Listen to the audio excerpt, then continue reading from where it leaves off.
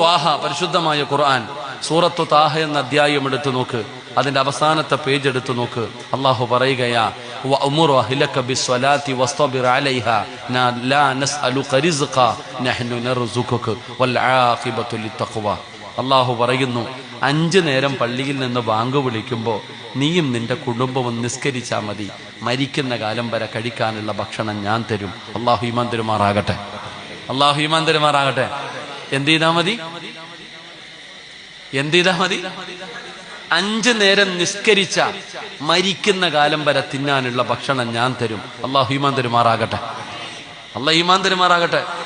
സംശയം ഉണ്ടെങ്കിൽ വീട്ടിൽ പോയിട്ട് സൂറത്തു ത്വാഹ അവസാനത്തെ പേജ് എടുത്തിട്ട് ഈ ആയത്ത് ഇങ്ങോട്ട് ഓതി നോക്ക്.